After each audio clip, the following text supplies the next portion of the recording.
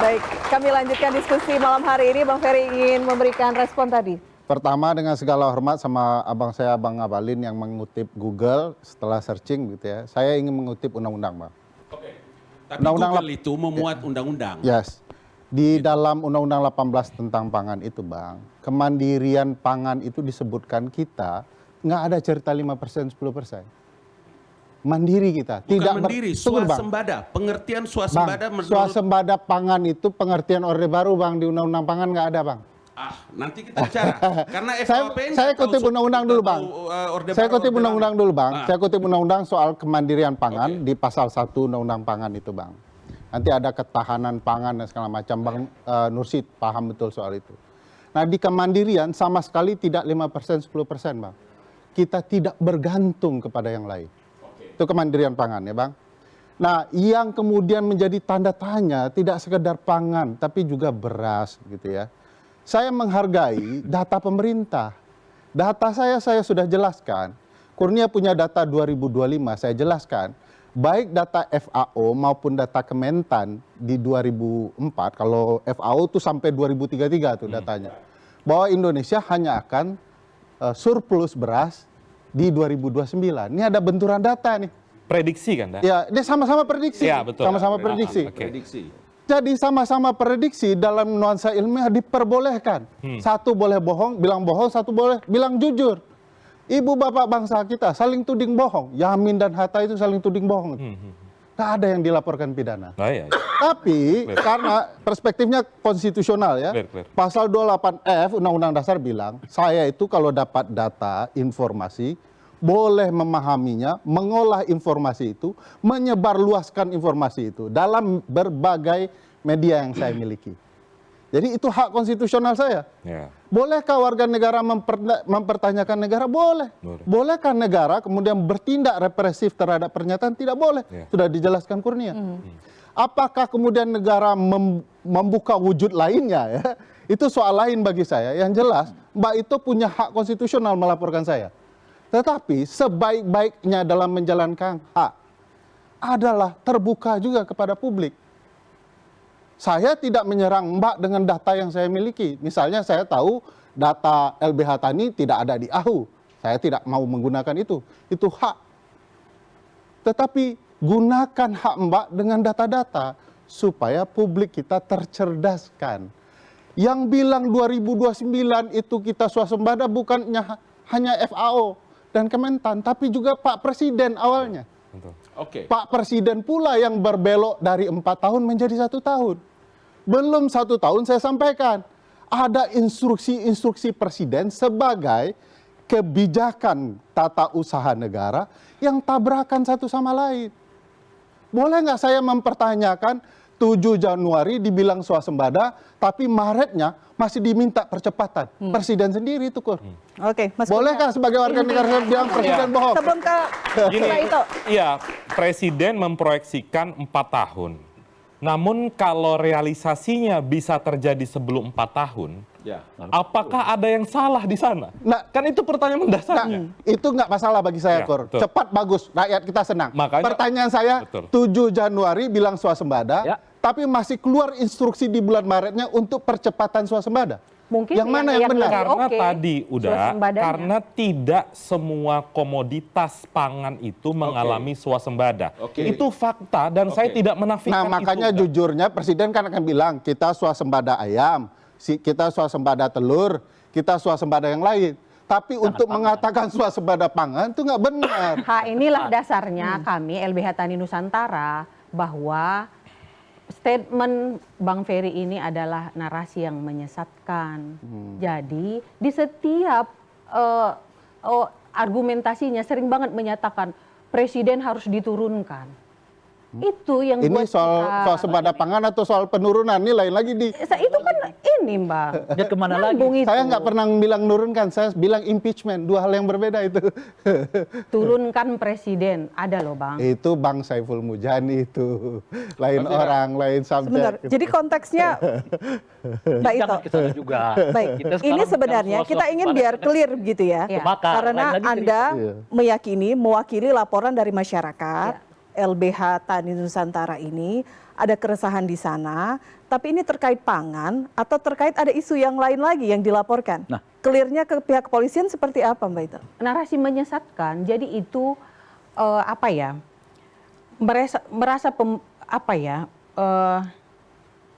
merasa dirugikan atas statement Bang Ferry Amsari karena merontokkan moral mereka, di mana mereka merasakan ini bantuan-bantuan pemerintah, lagi dikasih bantuan yang aturannya dia pendapatannya sekian jadi meningkat ke sekian gitu loh, Mbak. Oke. Merontokkan moral itu kan barang tidak berwujud ya, Mbak. Bagaimana saya bisa mendefinisikan ucapan saya ini merontokkan moral Mbak, ucapan Mbak tidak merontokkan moral saya? Makanya kan tadi saya bilang, Bang, bahwa kita ada di manusia ini adalah makhluk sosial. Belum tentu apa yang diucapkan Bang Ferry yang lain terima, begitu juga sebaliknya. Itu. Yang saya Itu mau pertanyakan diselesaikan di kantor kebijakan polisi gitu. pemerintah Iya. dan presiden yang rontok moralnya Mbak dan teman-teman Mbak, oleh karena itu melaporkan saya. Karena kami tidak terima bahwa pemerintah itu dikatakan bohong. Lah, kenapa Mbak itu hak Mira, ya. konstitusional saya kan? Kalau ada tudingan Kan apa? narasi sesat, Bang, masuk bahwa negara Mbak, kita ini kalau Mbak bebas baca itu sejarah, artinya bertanggung DPR, jawab. Jadi Bang Ferry, DPR sendiri, kalau memang punya narasi yang menurut Abang benar, pertanggungjawaban, Bang. Sudah. Kebebasan itu Mbak, artinya ini bertanggung malah jawab. dilakukan. Buktikanlah di pembuktian laporan perlu kami. diketahui Gitu dalam loh. konstitusional kita, bohong itu bisa dituduhkan DPR kepada presiden. Namanya perbuatan tercela. DPR setiap hari bisa bilang bohong kepada pemerintah. Sepanjang pemerintah bisa menjelaskan secara patut data versi pemerintah. Apalagi rakyat, boleh dong mempertanyakan. Iya, tapi Bang Ferry di sini tidak mengkritik, Oh gitu. tidak korektif. Oke, yang Itu korektif dan mendidik itu korektif seperti gitu apa, loh. Mbak? Bisa contohkan nggak? Bisa dikasih masukan yang aturannya. Contohkan. Kita kasih waktu? Kasih waktu bentar. Nah, Oke. silakan Oke. contoh mengkritik yang baik. Saya mau belajar nih. Cara mengkritik yang mendidik, tidak menuding itu seperti apa untuk menjelaskan data. Berarti kan Bang Ferry itu kasih masukan di saat Bang Ferry punya data. Nggak, Mbak, kasih dong contohkan, Mbak. masukannya, Saya biar- nggak paham tuh. Contohkan gimana yang baiknya.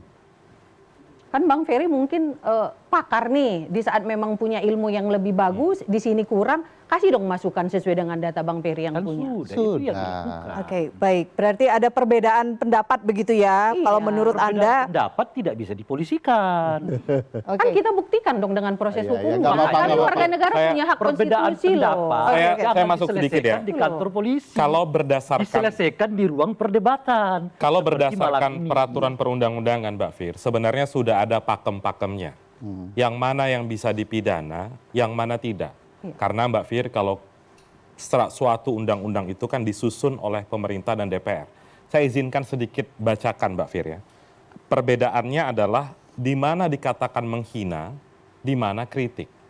Kalau menghina itu perbuatan yang merendahkan atau merusak kehormatan atau citra pemerintah atau lembaga negara termasuk menista atau memfitnah. Tapi kalau kritik, hak berekspresi, hak berdemokrasi, misalnya melalui unjuk rasa atau menyampaikan pendapat yang berbeda dengan kebijakan pemerintah.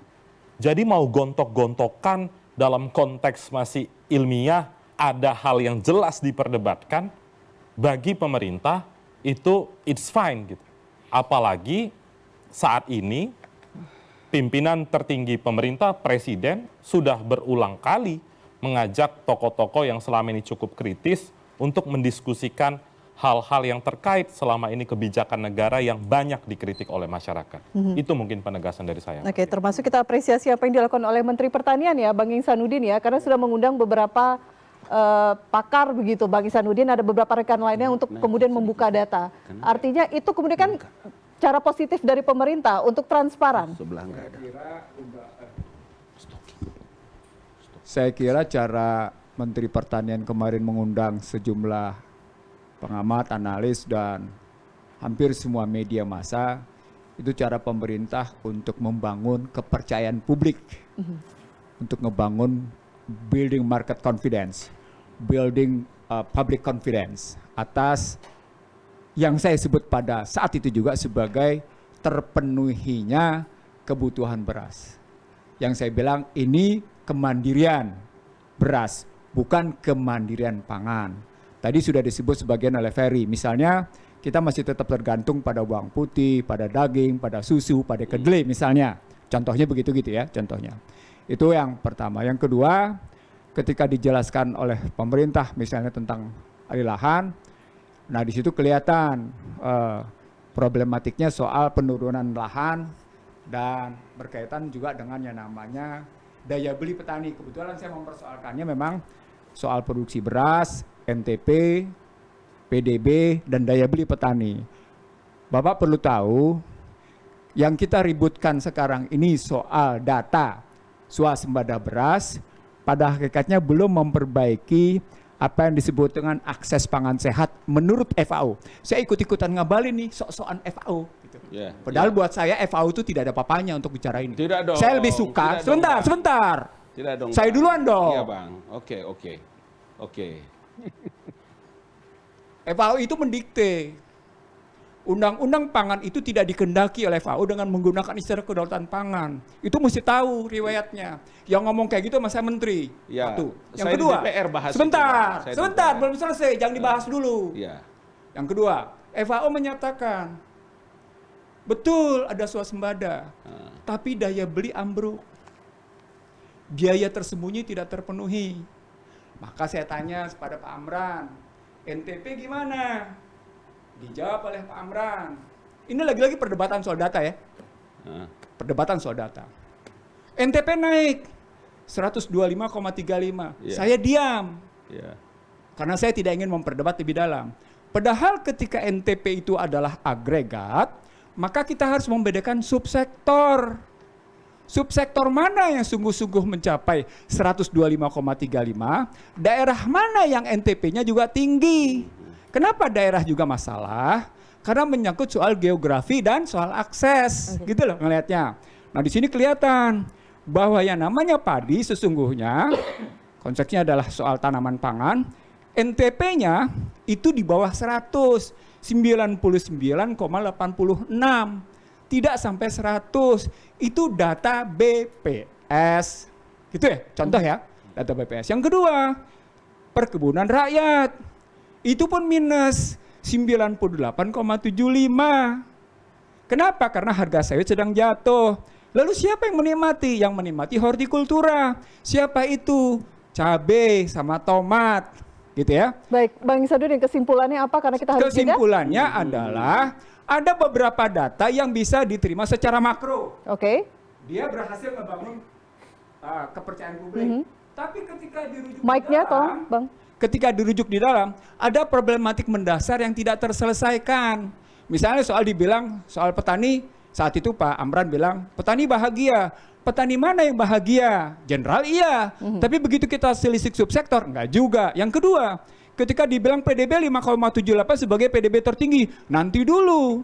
Karena sesungguhnya ada problem, satu pertama, banyak petani beras yang statusnya produktivitasnya rendah. Oke, saya simpulkan artinya ketika ada pertemuan ketika dengan masuk Menteri pada produktivitas Pertanian, rendah itu, ternyata gitu datanya ya. juga belum bisa menjawab pertanyaan-pertanyaan besar yang diajukan oleh pakar atau pengamat. Saya mengajukan. CNN kemudian satu-satunya wartawan yang bertanya pada saya adalah CNN menyangkut soal harga eceran. Yang saya bilang pemerintah menghadapi dilema. Artinya Anda belum puas dengan penjelasan Menteri Pertanian? Ya karena kemudian memang makro jawabannya Oke, tidak kita jeda detail. dulu Bang Ihsanuddin. Kami kembali sesaat lagi.